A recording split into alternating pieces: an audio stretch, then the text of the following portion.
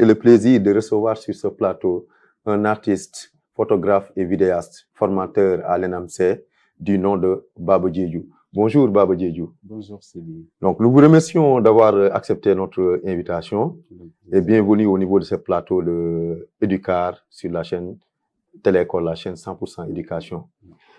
Sûrement nous allons donc parler de l'art en général, de la culture, et aussi nous allons parler de la formation, surtout de la conception publicitaire avec notre invité. Monsieur Baba Diédhiou, nous allons vous laisser le soin donc de vous présenter aux téléspectateurs, de nous parler de vous, de votre parcours. Qui est Baba Diédhiou? Je disais merci pour l'invitation et merci pour l'accueil chaleureux que toute l'équipe a fait, et merci en tout cas, et ça fait plaisir de venir ici parler de ma pratique artistique, l'art et un peu mon parcours. C'est comme je disais, c'est un peu difficile de parler de soi-même, mais bon, on va essayer d'échanger et de dire aussi, et c'est ça. Comme on dit, moi je m'appelle El Hadji Samba Diédhiou. Mon nom d'artiste c'est Baba Diédhiou. Baba Diédhiou. Artiste photographe, comme vous l'avez dit, et vidéaste et prof de conception publicitaire à l'École nationale des beaux-arts de Dakar. Et ça, c'est ma 5e année d'enseignement à l'École nationale des beaux-arts de Dakar. Donc, du coup, moi, à la base, je suis graphiste et ce sont des études d'art graphique que j'ai fait au début et tout. Mais l'amour de la photographie a dominé. Donc, du coup, avant d'arriver là même, il y a mon professeur qui me dit de ne pas trop parler de mon parcours. Parce que j'étais footballeur avant de devenir footballeur. J'étais footballeur et tout, et après j'ai pas pu faire une carrière, tu vois, de faire des carrières footballistiques parce que j'étais parti en Europe et après j'ai fait un accident. Et je suis revenu ici en Afrique au moment où je devais retourner, c'est là où j'ai fait l'accident. Donc du coup, après ça, je suis parti faire des études et l'amour de la photographie a dominé. Donc du coup, je fais des études à l'étranger au Maroc. Et j'ai été formé ici au Centre international des arts contemporains de Dakar, et de passage je salue mes deux encadreurs qui est Moussa Weber, Ismaël Weber et Oli Faye, qui m'ont beaucoup encadré et qui m'ont beaucoup aussi aidé, partagé avec moi cette technique qui est le digital painting au début quand j'avais commencé, et ils m'ont donné aussi beaucoup d'orientation par rapport, et ils ont toujours cru en moi. Donc si je peux résumer et m'arrêter un peu. Merci beaucoup pour cette brève présentation, et comme on le dit, on sait que c'est une présentation qui est loin d'être vraiment exhaustive. On le sait, votre carrière footballistique qui n'a pas marché, ensuite là vous vous retrouvez comme artiste, et je pense que c'est ce que le destin vous a réservé. Ouais, c'est ça, c'est comme je dis, j'ai l'habitude de le dire et je taquine souvent ma mère pour lui dire, peut-être quand je jouais au foot, t'as jamais eu la chance de me regarder à la télé, mais là, à travers la photographie, à travers mon art, tu me regarderas à la télé, et mon plus grand rêve, c'était de jouer au foot et de représenter le Sénégal partout. Là, je représente le Sénégal à travers ma pratique artistique, à travers la photographie, à travers l'art digital que je fais, à travers le cinéma et tout. Donc, pour moi, le but, c'est d'être un bon ambassadeur, quoi qu'il en soit, et de croire aussi à ses capacités. Et quand on fait quelque chose, il faut le croire et essayer d'avancer, d'apprendre et essayer d'évoluer et tout. Et c'est ça que je parle, et c'est ce message que j'essaie aussi de véhiculer aux étudiants qui sont en face de moi, et j'essaie de partager l'expérience que j'ai acquise, et jusqu'à présent, on continue d'apprendre et de partager aussi. Ok, merci beaucoup. Donc, comme on le dit, c'est toujours dans le milieu de l'art, parce que quand on parle du sport aussi, nous avons des arts martiaux à côté.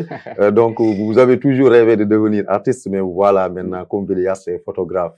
Donc, le travail que vous faites, votre travail en tant que tel, photographe et vidéaste, c'est venu comment? D'où est venu cet amour-là concernant l'image en tant que telle? Ok, à la base, comme je disais, moi, après l'accident, la première chose que ma famille m'a demandé, mes parents n'ont jamais voulu que j'arrête l'école pour jouer juste au foot.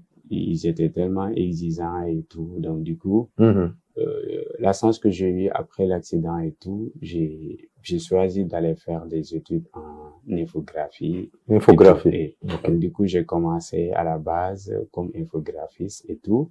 Et j'ai commencé à travailler très tôt dans une agence de communication qui nous appartenait à Dakar. À Dakar, avec mon frère. Donc, au début, j'ai appris tout sur le tas. Et après, je suis parti faire des formations. Il fallait creuser, avoir beaucoup plus d'expérience et tout. Et par la suite, j'ai avancé et c'est l'amour de la photographie qui a dominé. Donc, je me suis dit que j'ai besoin d'aller me former, d'aller beaucoup plus acquérir d'autres expériences et tout. Et c'est par la suite, oui, de connaissances et tout. Donc, et en plus, étant expérimenté même dans la pratique et tout, il fallait un peu aller revoir la théorie pour pouvoir en parler et partager ton expérience et tout. Donc, du coup, c'est par la suite que je suis parti faire des études et tout. Et c'est là où j'ai commencé, pour être honnête. Et après, j'ai découvert l'art et tout, en allant dans les expositions avec des amis et tout. Et j'ai vu comment... Le petit bien en mangeant. Oui, c'est là où j'ai vu comment les autres travaillent. Et donc, du coup, étant photographe, j'ai photographié comme tout le monde. Faire des photos, faire des prises, mais en essayant de raconter des histoires. En essayant d'apporter quelque chose qui me différencie des autres. Déjà, pas de façon, non, ne pas dire que oui, je suis différent de, mais juste apporter une touche personnelle. Originale aussi. C'est ma signature. Et au début, je faisais juste la photo, comme tout le monde, mais j'essayais de raconter. Et après, j'ai commencé à rajouter de la couleur dans la photographie, qui est juste faire du noir et blanc et rajouter la photo. À un moment donné, j'ai commencé à faire des photos par rapport aux artistes peintres, comme eux, ils peignaient. Parce que j'étais dans un collectif qu'on appelait les Fous de Dakar. Et là, du coup... Les Fous de Dakar. Oui. Et j'avais beaucoup d'amis peintres. J'étais le seul photographe à ce collectif. Et moi, j'interprétais leur peinture et tout. Et je prenais des photos pareilles. Et eux, ils peignaient dessus sur mes toiles. Et on faisait des techniques qu'on appelait 4 et tout. Et après, à un moment donné, j'ai commencé à travailler avec un ami et cette série qu'on a appelée le typique graphique, où on peignait directement sur les toiles. J'ai fait des photos et là, je me suis dit, on est à l'ère numérique. C'est-à-dire sur les toiles qui sont déjà imprimées. Donc, je me suis dit... apporter une touche de peinture. Comment je vais rester dans le digital? Étant un artiste photographe, et là, on est à l'ère numérique. C'est d'où l'idée du digital painting est venue.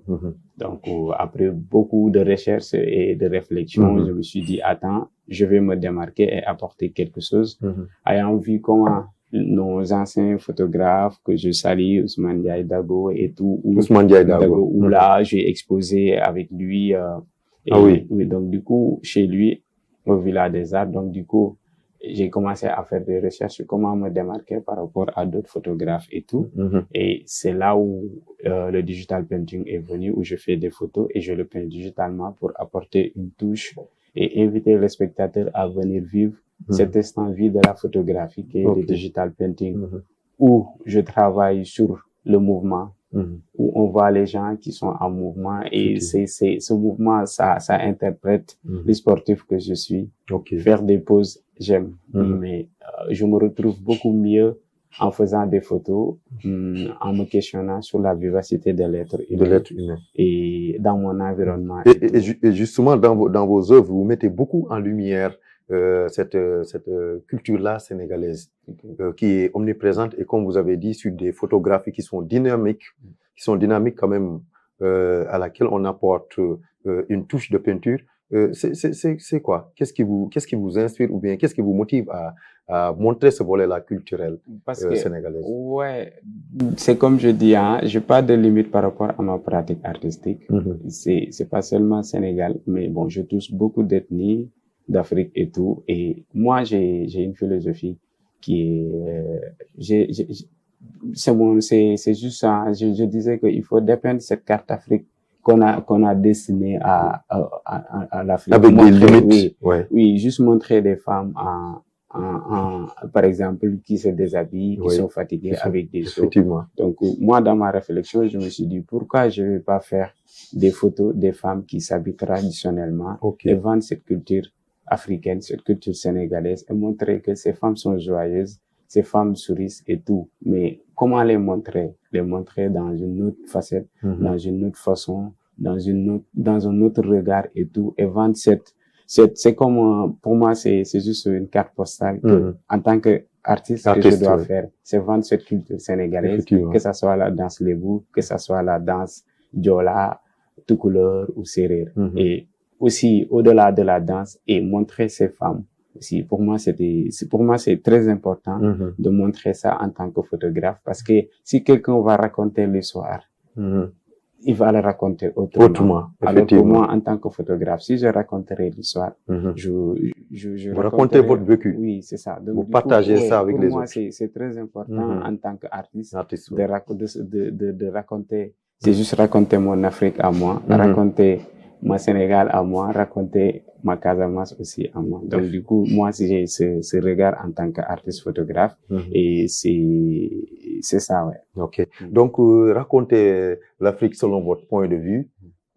Pour vous qui venez de nous suivre, donc, nous vous rappelons que nous avons comme invité aujourd'hui au niveau de ce plateau spécial, cette émission Educar, un artiste qui est photographe et vidéaste, formateur à l'ENAPC du nom de Baba Djidju.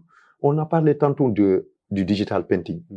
Et le digital painting, pouvez-vous nous vraiment nous parler un peu du digital painting et de cet apport-là que ce digital painting a au niveau des arts en quelque sorte? Ouais, c'est comme je disais, le digital painting pour moi, c'est juste apporter quelque chose. On est à l'ère numérique. Numérique surtout. Et de l'intelligence artificielle aussi. Ce qui n'est pas très facile à cette époque où tout ce que tu fais, les gens pensent que c'est de l'IA. Et contrairement à l'IA, moi, je peins comme un artiste peintre. Mais je peins digitalement. Apporter des touches et tout en sachant que quand tu regardes l'IA, c'est carré.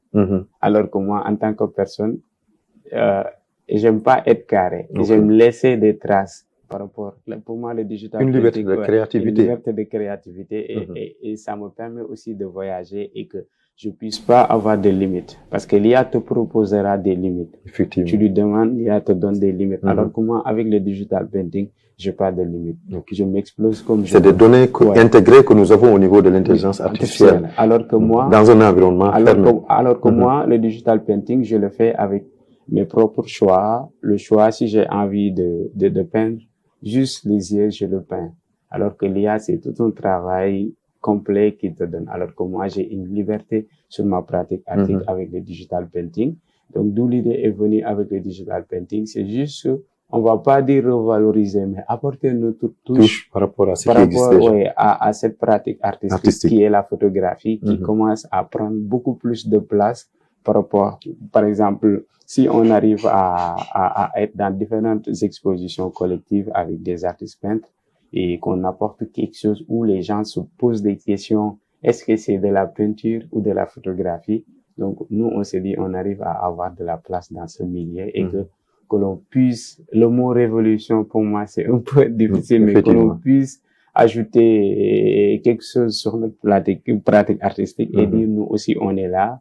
D'autres, ils sont pas d'accord et c'est normal, c'est comme ça. C'est ça, justement. Donc, on parlera d'affirmation, on parlera, comment dirais-je, la recherche de canevas, c'est-à-dire de moyens d'expression qui sont là. Ces moyens-là, et comment ces moyens sont accueillis par le public surtout.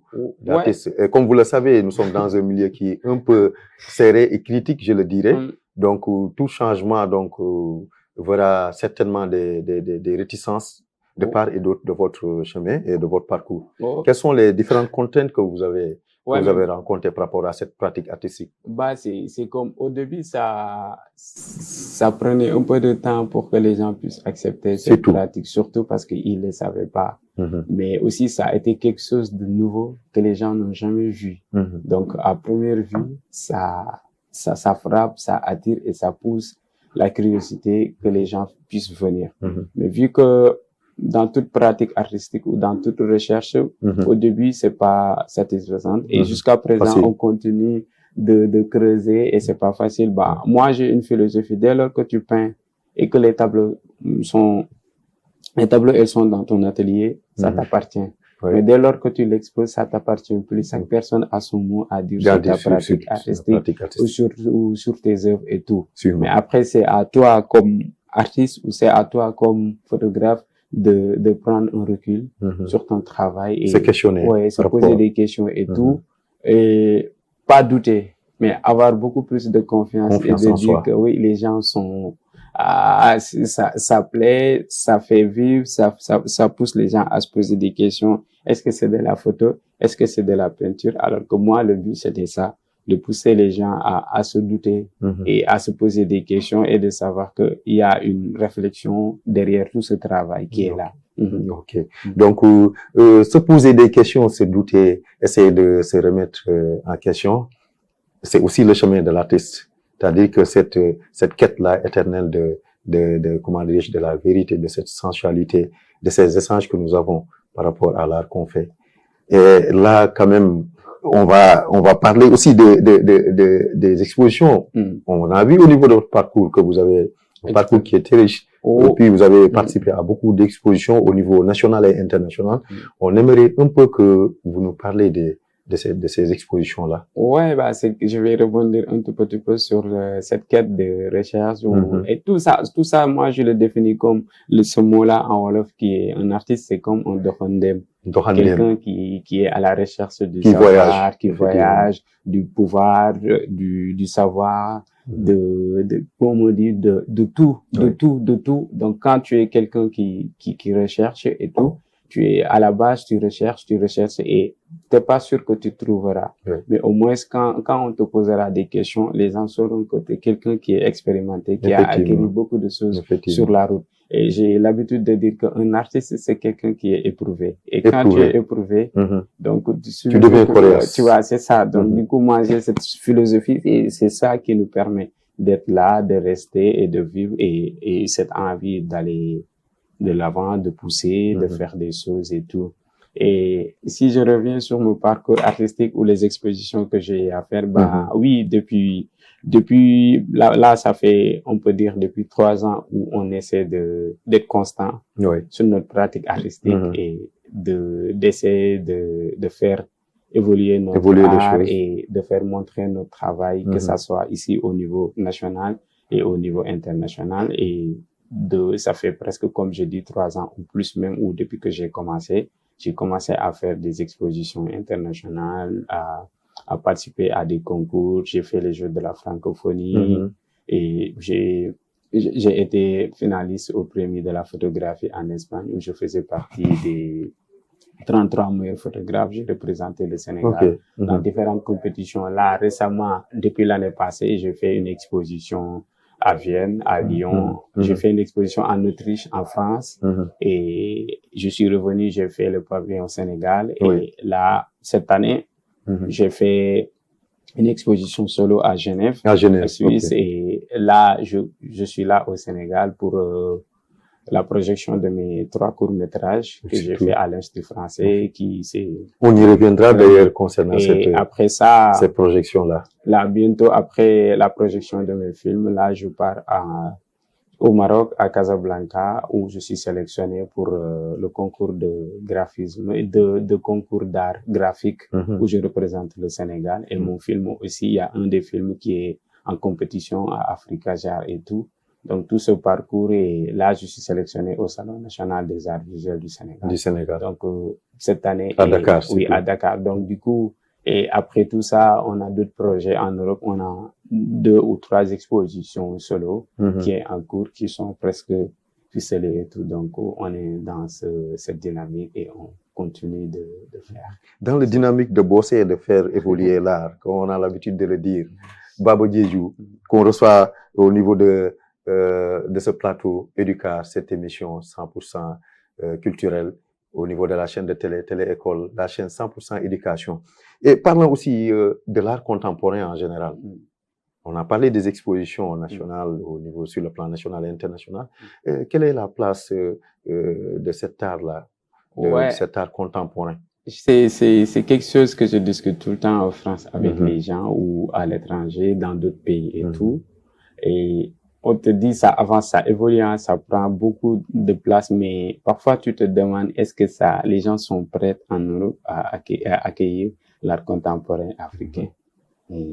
Parce que l'expérience que j'ai eue, c'est que vous avez vécu, effectivement, personnel. C'est personnel, ouais. Pour ne pas généraliser, parfois tu tombes dans des galeristes qui sont pas prêts ils te disent mon public n'est pas habitué à cet art. À cet art-là. Donc du coup, d'autres vont te dire que moi j'ai peur de la photographie. Ouais. D'autres te disent. Donc du coup, pour t'imposer, ça prend beaucoup de temps. Et donc du coup, on est dans cette dynamique, oui. Et je pense que moi, c'est, à mon humble avis, ça prend beaucoup de temps, mais ça va le faire, quoi. Et il y a des endroits, dans les grandes villes, c'est facile, c'est pas un problème. Mais quand tu sors des grandes villes, il y a beaucoup de problèmes pour que les galeristes ou quelque chose puissent accepter votre travail. Oui, donc du coup, c'est en route, mais il y a beaucoup de travail à faire encore. Ouais. Il y a beaucoup donc de travail à faire au niveau de cet art contemporain africain dont on parle. Et là aussi, vous avez été sélectionné au niveau, comment dirais-je, de la Biennale Dakar, la 14e édition, et vous avez eu à exposer au niveau du pavillon Sénégal. Pouvez-vous nous parler de cette expérience surtout? Ouais, parce que je salue d'ailleurs le commissaire Ablaye Ndoye, le professeur Ablaye Ndoye, qui, quand il m'a appelé pour me dire que tu as été sélectionné au pavillon Sénégal et tout, c'était un grand la joie, plaisir. Quoi, effectivement. Pour être honnête, c'était un grand plaisir et tout. Franchement, j'ai échangé avec ma femme. Et vous êtes dit que c'est une consécration des années de travail. Oui. Donc, du coup, j'ai échangé avec ma femme sur ça. Elle était contente et tout, parce que c'est quelqu'un aussi qui me soutient dans ce que je fais. Donc, quand on a échangé et tout, mais le professeur est venu, quand il est venu, il m'a appelé et la chance que j'ai eue, il m'a donné une carte blanche en tant qu'artiste. Et il m'a laissé, il me dit, Baba, défoule-toi, c'est à toi de te montrer, c'est à toi de faire des choses, même si il y avait, je vais pas dire que il y a pas de direction artistique et tout. Et on a eu beaucoup à échanger concernant le choix et tout. Donc, il m'a dit, tu vois, tu t'exploses, c'est toi. Propose-nous quelque chose qu'on n'a jamais vu de toi. Donc, du coup, là, j'ai eu cette carte blanche, donc je me suis défoulé. Artistiquement, j'ai apporté quelque chose que moi, je me vois là-dedans. D'autant plus que c'est des démarches qui sont originales par rapport à tout ce qui se fait en matière, comment dire, d'exposition, je veux dire, de production artistique. Ouais, c'est ça. Vous avez une touche quand même qui est originale par rapport à la démarche artistique. Ouais, on essaie, c'est comme on dit, on essaie d'être constant sur notre travail parce que moi, je travaille à une continuité, c'est comme je disais. Logique. Ouais, j'essaie, je travaille pas n'importe comment, il y a toute une réflexion derrière et il y a un regard artistique, il y a un échange et tout, et il y a une orientation par rapport, parce que là, moi, il y a quelque chose que je suis en train de dire et les gens rigolent parfois quand je dis que les gens n'achètent plus seulement les tableaux. On achète une histoire derrière. Donc, du coup, on essaie d'apporter une histoire par rapport à notre pratique artistique et pour aussi, c'est pour ça que j'ai essayé aussi de montrer tout et ça m'a plu que quand j'étais devant le président, il m'a dit que j'ai jamais vu ça. Donc, du coup, comment tu fais pour arriver à ce résultat? Donc, il y a le président de la République. Il y a tout un processus jusque-là et qui demande réflexion, qui demande beaucoup de temps et pour aussi avoir un très bon rendu par rapport à ce travail qui n'est pas aussi facile et de pouvoir faire de pouvoir faire de très grandes toiles sur cette médium qui est le digital painting. Le digital painting. Ok, merci. Et là aussi, on voit que vous avez c'est au Sénégal cette exposition, ces expositions, mais au-delà du pays aussi, vous avez participé à des expositions d'art dans des pavillons. Vous avez été sélectionné pour représenter aussi le Sénégal dans des expositions internationales. Pouvez-vous nous parler un peu de ces expositions-là? Ouais, parce que là, ça fait, quand on te sélectionne pour aller représenter le Sénégal, franchement, ça fait plaisir. Déjà c'est comme je disais, mon plus grand rêve, c'était de représenter ma nation et tout. Là, je le fais à travers mon art et tout. Et quand tu le fais, déjà, tu es un ambassadeur. Tu pars avec les drapeaux, tu représentes toute une nation. Donc, nous, on essaie de représenter le Sénégal dignement, de façon correcte, à travers notre art. Donc, les retours sont tellement positifs que tu essaies de rester toi-même pour éviter de... Ouais, donc du coup, il y a beaucoup de retours positifs, même si tout le monde ne va pas accepter, mais au moins, les retours positifs sont beaucoup plus nombreux que les autres. Donc du coup, comme j'ai dit, la plupart des expositions que j'ai eu à faire et que j'ai représenté le Sénégal et tout, la première réaction c'est, j'ai jamais vu cela. J'ai jamais vu cela et franchement, comment tu fais? Et comment tu fais? Comment tu essaies de capturer ces moments? Comment tu essaies d'apporter ça? Comment tu essaies? Donc, il y a beaucoup de questionnements et franchement, tu te dis quand beaucoup de gens se posent des questions par rapport à ta pratique c'est parce artistique, qu'on a réussi. parce que oui, il y a quelque chose qui dégage, marque, qui dégage et tout. Au niveau des œuvres. Et donc, on essaie aussi pour moi, c'est très important la constance. Je répète ce mot parce que pour moi, c'est très important. Étant un artiste, d'être constant. La discipline aussi. Et aussi de continuer sur ta pratique artistique. Et même si... De tenir ce qu'on appelle le fil conducteur, ne pas perdre le fil. Ouais, parce que c'est important et c'est ça qui te permet de laisser cette trace qui est la notion de la main et tout. Pour moi, c'est important en tant qu'artiste de même arriver à cette stade où quand on regarde juste l'œuvre, on dit ça c'est du Baba Diédhiou sans même regarder la signature. Moi c'est ça que je veux et je suis dans cette lancée et je continue de faire ça et avec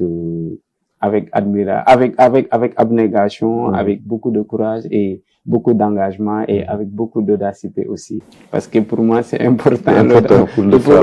C'est important de prendre des risques où après, tu vas sortir grand, tu vois, sur ça, où après, ça te permettra de rebondir et tout. Et je pense que l'art est fait comme ça. Et là, vu que, en ce moment, tout le monde sait comment ça fonctionne.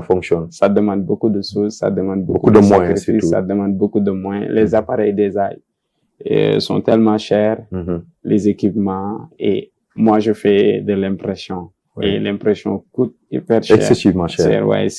Donc du coup, tout ça, ça compte. Donc, on essaie en tout cas de faire ça. Et aussi, quand je dis représenter le Sénégal, c'est aussi se conformer aux normes internationales. Parce qu'une fois que à l'international, on n'accepte pas tout. Soit tu es dans la catégorie photographie, soit tu es dans la catégorie peinture. Et vu que moi, je mélange les deux, parfois c'est tellement difficile avec les galeristes de te catégoriser. Donc, on va essayer de trouver cette voie pour toi qui n'est pas aussi facile et que ça suscite aussi la curiosité que les gens puissent venir se demander c'est quoi? J'ai jamais vu cela et bon. De s'accaparer de l'œuvre. Donc, comme on a l'habitude de le dire, l'art n'a pas de prix, mais l'art a un coût. Et donc, pour ceux qui viennent de prendre cette émission-là en cours, nous vous rappelons que nous avons comme invité au niveau de ce plateau-là spécial de l'émission Éducar sur la chaîne 100% Éducation, Monsieur Baba Diédhiou, qui est photographe, vidéaste et aussi qui est formateur au niveau de l'ENAMC, surtout au niveau de la conception publicitaire. On l'a dit, Baba Diédhiou. On a parlé de l'art, de la peinture, du digital painting en tant que tel. Mais vous êtes aussi réalisateur. Et là, je vais vraiment, sans pourtant faire de pub, vous avez 3 de vos films qui doivent être projetés au niveau de l'IFS, l'Institut français du Sénégal à Dakar. Donc, dans votre pratique artistique, la vidéo, quelle est la place qu'occupe cette vidéo? Comment dis-je, cet art? Ouais, c'est comme je dis, hein, moi, j'aime aussi parler je m'inspire d'abord de mon quotidien, et j'aime parler, tu vois, de l'être humain et tout. En tant qu'artiste, de la condition humaine. Oui, c'est ça. Donc, du coup, ça a toujours été important pour moi de véhiculer des messages.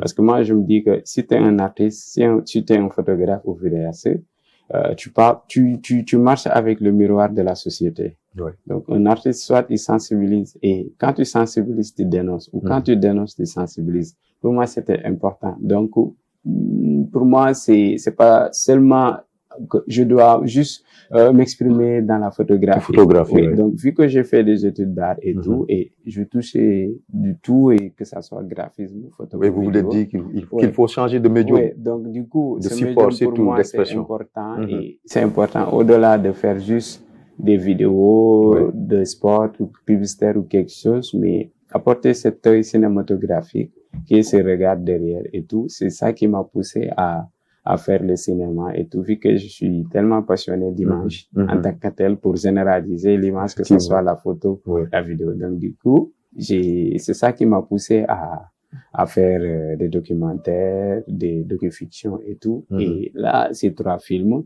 comme Batakhal, qui parle de l'immigration. Et ce film, j'ai eu l'inspiration à travers d'une de mes photos que j'ai fait, que j'avais exposée à l'Institut français de Saint-Louis, à la Galerie du Fleuve. Il y a une des photos qui m'a inspiré parce que cette série s'appelait L'aventure incertaine. Donc, c'est à partir de ce photo que j'ai réalisé le court-métrage que j'ai appelé Batakhal, qui parle de l'immigration. Donc là, c'est les faits de société. Mais quand on parle de l'immigration, donc moi, en tant qu'artiste, je me disais comment je vais apporter, moi aussi, ma contribution sur cette fléau en tant que jeune. Ayant voyagé très tôt, je suis parti très tôt en Europe, étant très jeune. Donc, du coup, j'ai croisé des gens qui ont pris la mer et tout, qui me racontaient qui ont fait l'immigration clandestine. Du coup, avant même de faire le film, j'ai fait cette série de photos. Donc, du coup, que j'ai essayé de la documentation d'ailleurs. Et après, j'ai réalisé le documentaire qui a ici sélection. Et là, même le film est en compétition. Au-delà de ça, moi, j'ai grandi à Grand Dakar dans un quartier où la banlieue dakaroise. Comment ça se passe. Donc, ayant croisé un silhouette d'une personne qui a vécu beaucoup de choses, qui me dit, Baba, j'aimerais qu'on parle de mon parcours. Partager l'histoire. Donc, du coup, ce sont des personnes pour moi qu'on doit donner leur sens et tout. Et pourquoi pas moi en tant que photographe, en tant que réalisateur, je vais pas mettre la caméra et essayer de raconter pour véhiculer ce message que ce gars voudrait partager sa vie et sensibiliser aux jeunes pour leur dire non. Non, pourquoi vous allez aller ici? Pourquoi? Parce que le film s'appelle 1er juin. Donc, 1er juin. Pour résumer, c'est ça. Donc, c'est silhouette d'une personne qui nous raconte son histoire.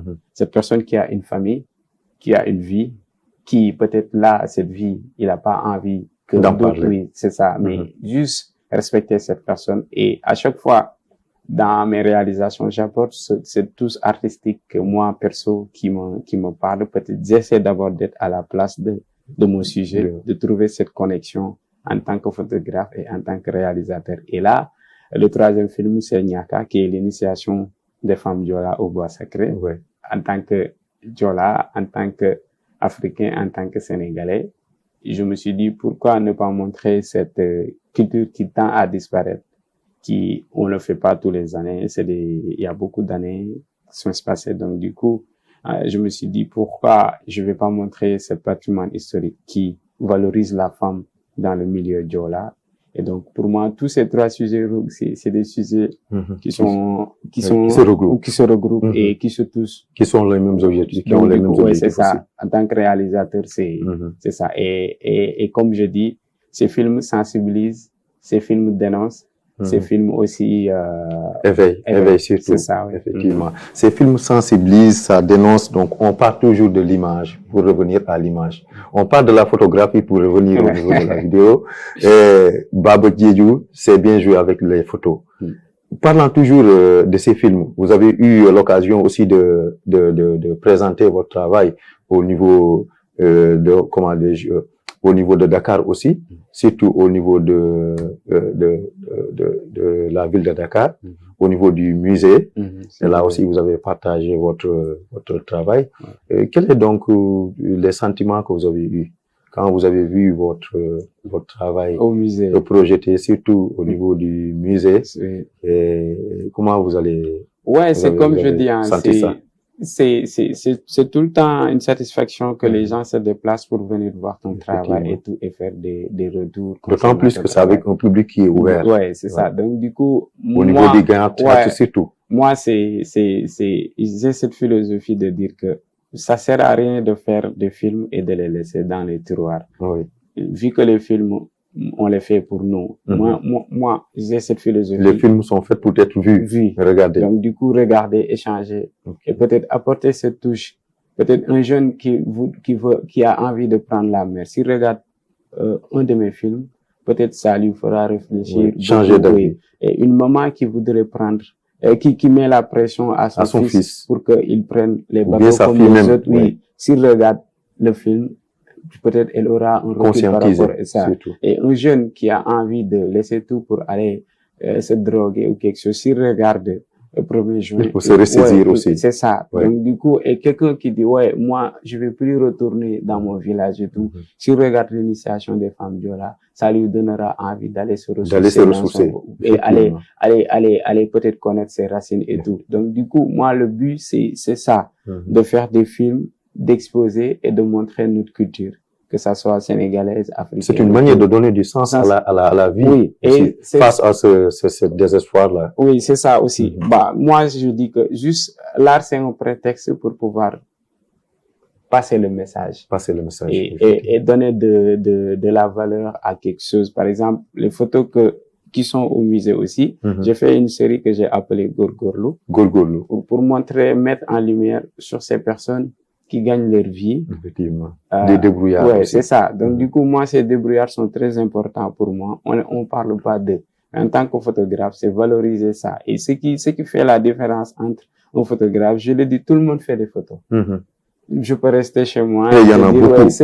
Est-ce que Sidi, tu peux m'envoyer ça? Tu prends ton téléphone, tu m'envoies ça. Tout le monde fait des photos. Mais ce qui nous différencie avec les autres en tant que photographe, nous, on a un regard beaucoup plus approfondi. On a un regard une histoire derrière même le regard que les autres ont. Nous, on regarde pas n'importe comment. On a une façon de regarder. Et moi, je me dis que quand tu es un artiste, là où tout le monde voit des problèmes, toi, tu vas faire des solutions sur ça. Parce que à chaque fois, tu as un recul sur ça et tu essaies d'apporter quelque chose et que les gens puissent dire, j'avais pas prêté attention à ça. Je savais pas que ça existait. Le rôle d'un artiste, c'est ça. C'est apporter de la lumière sur quelque chose où les gens ne prêtaient même pas attention à ça et que c'est ça qui fait que toi, tu es différent d'eux. Parce que tu regardes pas brusquement. Et c'est ça qui me permet de dire que art dafa and xaar yalla. Il y a une patience que l'artiste a, que les autres n'ont pas. Et cette patience, pour moi, n'est pas donnée à n'importe qui. Donc, il faut être peut-être un artiste pour pouvoir l'avoir. Et être un artiste, c'est pas parce que seulement c'est toi qui es tout le temps avec de la peinture et c'est pas tout le temps qui peut, non, mais juste tout le monde est, parce que le plus grand artiste pour moi, c'est Dieu. Donc, déjà, tu te lèves, tu regardes, tu dis, aujourd'hui, il fait tellement beau. C'est parce que tu as regardé, il y a de la lumière, il y a tout qui est là. Donc, du coup, quand une personne est la création divine, pour moi, elle n'est pas donnée à n'importe qui. Et c'est juste un artiste qu'on dit tu es un créateur alors qu'il n'y a qu'un seul créateur divin, c'est Dieu. Donc si on le dit à une personne, c'est parce que tu as quelque chose que les autres n'ont pas. Donc l'artiste a quelque chose que le commun des mortels n'a pas. Dans ce sens, nous allons convoquer un peu l'artiste tunisienne Ikram Ben Brahim, qu'on a d'ailleurs reçu au niveau de ce plateau-là de l'émission Educar, qui nous a parlé de éduquer le regard. Donc ça rejoint les explications que vous venez de donner. Il faut éduquer le regard. Éduquer le regard, éduquer la population par rapport à ce qui les entoure. Ils vont donner beaucoup plus de sens à ce qui nous entoure. Les éléments hétéroclites qui se baladent autant pour moi devant nous en longueur de journée. Et là, quand on parle de l'éducation du regard, on va revenir au niveau des disciplines artistiques. Et vous l'avez dit, vous êtes formateur au niveau de l'ENAMC en tant que concepteur publicitaire. Quelle est donc cette appréciation que vous faites au niveau de l'éducation artistique? Bah oui, il faut beaucoup plus renforcer et donner beaucoup plus de valeur à cette pratique artistique. Et que déjà, on commence ça dans les écoles élémentaires.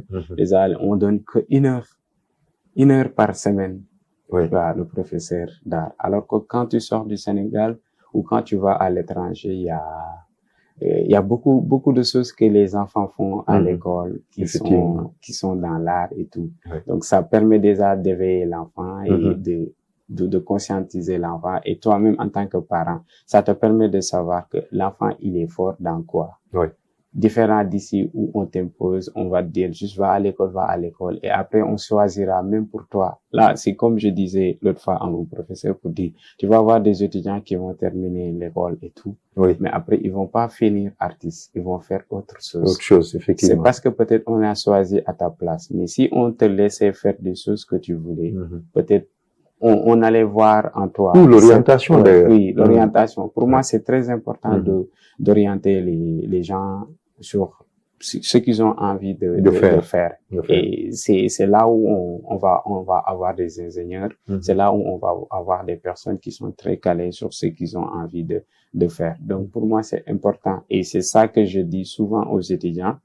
Faites des choses que vous aimez. Donc, moi, aimer ce que vous faites. Oui, c'est ça. C'est important. Il faut pas que personne t'impose ça et te pousse à dire tu dois faire ceci, tu dois faire ceci. Ça, c'est un problème, surtout quand tu es à l'école. Et aussi, moi, j'ai un recul sur quand je vois un étudiant qui a déjà sa pratique artistique, on essaie juste, perso, moi, j'essaie juste de l'encadrer. Ouais, de t'encadrer et de te dire t'as les potentiels. Il faut, ce mot est très important pour finir ce que tu fais. Et il faut être aussi constant sur ce que tu fais. Il faut pas aussi, on en a parlé, la discipline aussi. Oui, ça c'est très important. C'est comme un de mes coachs le disait, un footballeur c'est un grand monsieur. C'est pas juste jouer au foot et sortir. Si on nomme des sportifs, des ambassadeurs ou quelque chose, c'est parce que le comportement, la discipline te suit même en dehors du terrain. Et tout ça, c'est aussi ça, c'est ce qu'on demande dans l'art et tout. Là, maintenant, c'est parce que quand tu vas aller faire des concours ou quelque chose, on te demande ta biographie, on te demande ta démarche artistique, on te demande beaucoup de questions où, si t'es pas discipliné, t'arriveras même pas à postuler ni à envoyer ton dossier. Donc, tout ça, c'est important. Et tout ça, ça doit s'apprendre à l'école. C'est pas juste accompagner, l'étudiant pour qu'il termine juste son parcours et juste apprendre et sortir de l'école et finir. Non. Moi, je pense qu'on doit développer cette politique. L'approche, c'est tout. L'approche. Avec les étudiants. Et les premières années, tu vois, les suivre et leur dire et les pousser à exposer petit à petit. Et je pense que là, l'ENAMC, ils commencent à le faire. Par exemple, là, je suivais, il y a beaucoup de choses qui se sont passées. En train de se faire. Du coup, ça, pour moi, c'est une très bonne démarche et tout. On est sur la voie et je pense que ça va beaucoup plus avancer. Ok. Donc, ça va avancer au niveau de la pratique artistique et de l'enseignement des arts en tant que tel, en général. Et on l'a dit, ce qu'il faudra, c'est quoi? C'est encadrer ces apprenants-là, ces étudiants et qui ont cet amour-là de la culture aussi en général.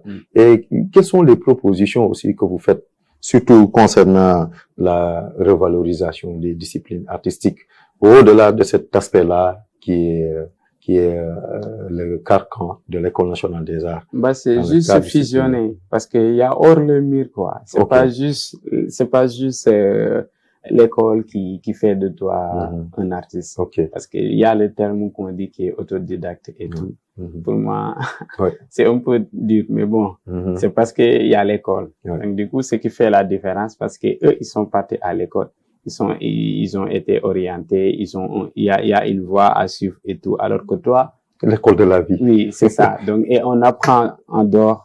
On apprend hors les murs, on apprend beaucoup de choses dehors et tout. Donc, du coup, pour moi, c'est important, c'est de fusionner cet art, que ça soit la danse, la musique, le théâtre, la peinture et tout. Pour moi, c'est important, ce fusionnement et de faire sortir les étudiants, de les amener dans des structures, des dans les centres culturels.